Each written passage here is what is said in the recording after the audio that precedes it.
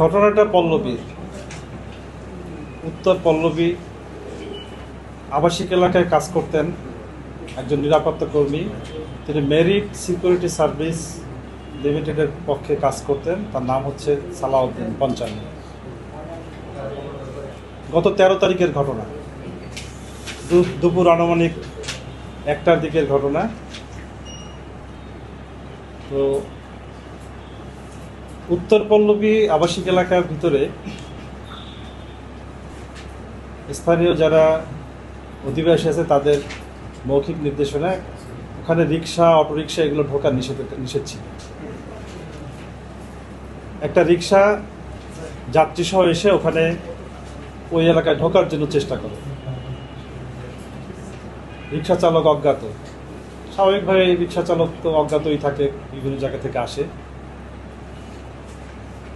তো নিরাপত্তা কর্মী যখন তাকে নিষেধ করলো যে এখানে ঢোকা যাবে না, রিক্সা চালক ভীষণভাবে ক্ষিপ্ত হয়ে কথা কাটাকাটিতে লিপ্ত হলো।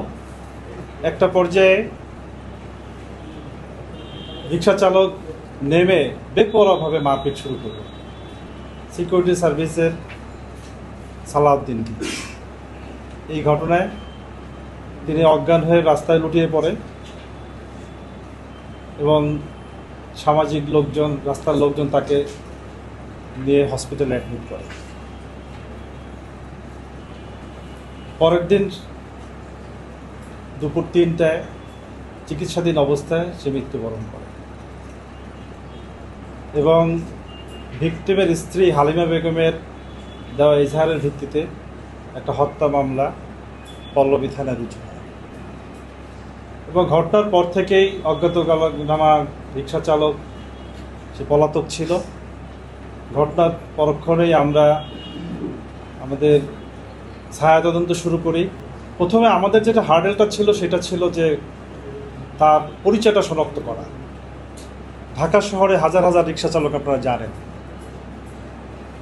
আমরা স্থানীয় দিনের বেলার ঘটনা যেহেতু সাক্ষীদের সাক্ষ্য নেওয়ার চেষ্টা করি এবং সিসি ক্যামেরার ফুটেজ থেকে শুরু করে এবং গোয়েন্দা তথ্য সংগ্রহ করি বিভিন্নভাবে। যে সকল বিষয়গুলো আমাদের কাছে কমপ্লেন আসলে না আমরা বুঝতে পারি যে সমস্যাটা কী হচ্ছে।